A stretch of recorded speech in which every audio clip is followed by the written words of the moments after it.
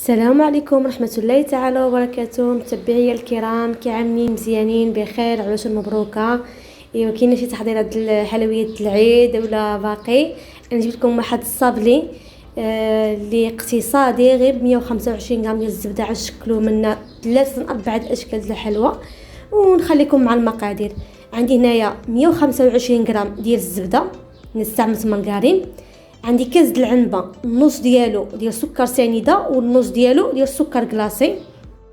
صافي هنايا عملت ديك السكر سنيده وسكر كلاصي فوق ديك الزبده. انا الزبده استعملت لده. عندي تما قبيصه ديال الملح، وعندي هنا كاس ديال الزيت نباتيه. صافي دابا غنخلط المكونات مع بعضياتهم. عندي هنايا بيضه، هاد البيضه خرجت لي كبيره، الا نعمل غير النص ديالها، الا كانت بيضه ستيتو عملوها كامله. انا هنايا خرجت لي تبارك الله بيضه كبيره. اجي غنخلط ديك البيضه مع المكونات اخرين. عندي هنايا دانون الفاني، علبه ديال دانون الفاني. غنستعمل كوتشاره ونص ديال مايزينا. هاد المايزينا كتخلينا الصابلي ديالنا يجي هشيش. المهم كنتمنى تجربوها لان هاد الصابلي دا كيجي مزيون. صافي دابا هنايا درت الدقيق، وعندي نصف كيس ديال الخميره ديال الحلويات، استعملت غير النص. صافي دابا كنتشوفوا غنقسم الخليط على 3. العجينه كتكون خفيفه شويه لان باقي غنضيف كل وحده غنضيف لها مكون. انا هذه ضفت لها الكوك. من الاحسن تستعملوا الكوك اللي يكون ميدم باش كتجي به الحلوى ولا الصابلي كيجي به مزيون. بالنسبه للكره الثانيه ديال العجين، عملت هنايا شويه ديال الكاكاو المر، غنخلطها وباش يجي بها لوغو مزيون. عملت هنايا واحد فلان ديال الكراميل كيعطيها واحد المذاق مزيون. صافي كنعمل ديك العجين في بلاستيكه باش ما كيعمليش ديك اللوجه. بالنسبه للعجين الثالث غنعمل ملعقه مع مراشي ديال النكهه ديال الفريز. صافي غنخلطها حتى هي وغنعملها مع خوتها في البلاستيك.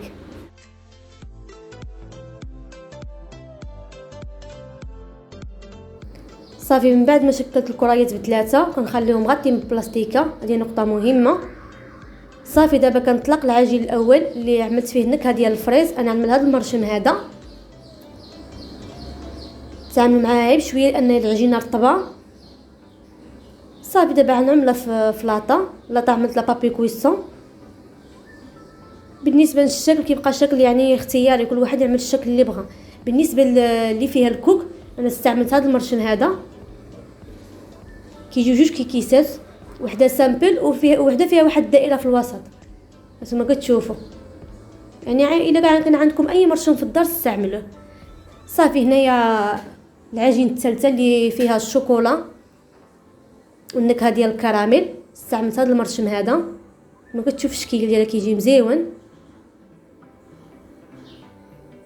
صافي دابا انا عملتهم كاملين في لاطه وحده وغندخلهم الفران على درجه حراره 180. جود ما بداو يتحمروا صافي نخرجوهم لان الصابلي ما كيحتاجش يتحمر بزاف. هانتوما كتشوفوا الطياب ديالو كيفاش كيجي.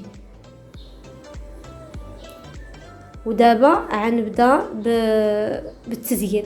عندي هنايا غنستعمل الشوكولاط ماكاو، صراحه هاد الماركه مزيونه، هاد الماركه احسن من كالا احسن من 5 خلاص. 5 حلو بزاف، ما بقيتش كنستعملو مره، بديت كنستعمل غير هاد ماكاو، كانت نصحتني به واحد الصديقه ديالي. صافي دابا غنزيد ديك الشوكولاط النكهه ديال الفريز. غنجيب هاد المول هذا، هانتوما عاقلين عليك، وتعدلت فيه الحلوى ديال الطورون والحلوى ديال الكوك في العيد الصغير. صافي غنبدا نضيف ديك الشوكولاط، غنعمل غير شويه ما يجيليش السمك ديالها غليظ لاننا نعملها فوق الصابلي يجي السمك ديالها يعني رقيق شويه. وهاد الشوكولاط هذا ماكاو كيجي فيه واحد البنه، ما كيجيش حلو بزاف. صافي دابا غنكمل التشكيل ديالها وغنخليها يعني في الفريغو حتى كتشب راسها. صافي دابا غنعدل صوص كراميل. بالنسبه للصابلي اللي عندي فيه الكوك استعملت نص كاس ديال العسل، 8 د القطع ديال الشوكولاط ابيض. انا الشوكولاط خرج جبرت ديك ماكاو تسالى، جبت هذا 5 ديباني به. صافي عملتهم في بان ماغي. ملي دابو كنضيف لهم دانيت كراميل، ولا ما كانش عندك دانيت كراميل كتعمل نكهه ديال الكراميل. انا قضيت باللي كاين، ما كتعرف دابا الايامات ديال العيد ما كتجبرش بزاف د الحاجات. كيكون اقبال عليهم. صافي دابا انا بديت هنايا بهاد الصابلي اللي بالكوك، عندنا نزينو بكونفيتير ديال المشماش والكوك. كيبقى التزيين اختياري، زينو كيف ما بغيتو. انا عاد تشوفوا التزيين اللي عملت انا، يعني عقبلوا عليا. الحلوى يعني جات مزروبه ولكن سهله، ويعني كتعمل عجينه وحده كتشكل من ثلاثه من 4 اشكال د الحلويات كتنكهم.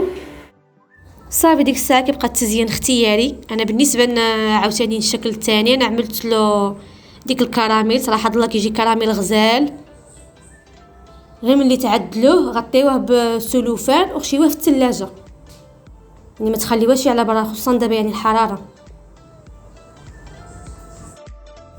صافي ملي كتغطيوها كنجيبوا الشوكولاته البيضاء وكنخلطوها من الفوقي اولا الشوكولاته الاسود، يعني كيبقى داكشي اختياري.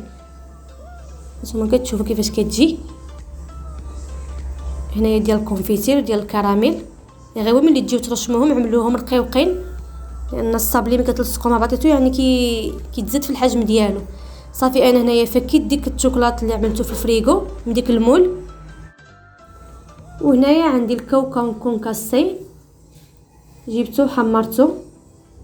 صافي وهنايا الكونفيتير ديال الفريز من الاحسن. انا هنايا استعملت غير الكونفيتير ديال المشمش وعملت له ديك لاغوم ديال الفريز، كتجي مزيونه الصراحه د الله. صافي كندهنوا الوجه ديال الصابلي كامل.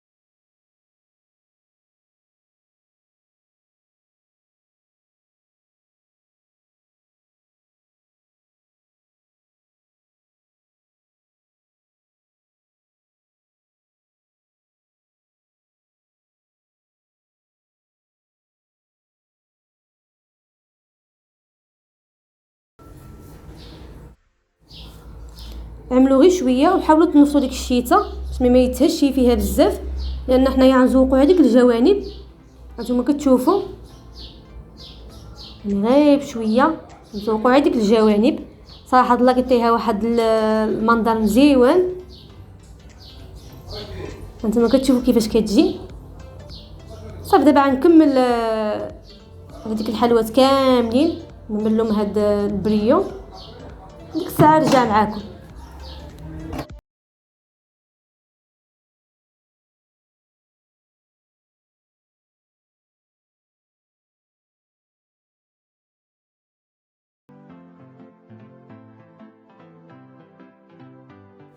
وهنايا غنكونوا وصلنا لاخر الفيديو. انا هنايا ساليت الفينيسيون ديال الصابلي ديالي كامل. هذا الصابلي ديال الفريز، وكاين الصابلي ديال الكراميل اللي قلت لكم، الصابلي ديال اللي لصقته بالكونفيتير ورشيته بالكوك. وبالنسبه للشكل ديال الكاكاو انا زوقته من داخل علبه شوكولاط ابيض اولا شوكولاط كحل، وعملت له الفيرميسيل ملون وخلطته توا بالشوكولاط ابيض. وكيبقى الشكل اللي ما شربتوش معكم هو واحد الشكل اللي كيجي المرشم بحال الدمعه.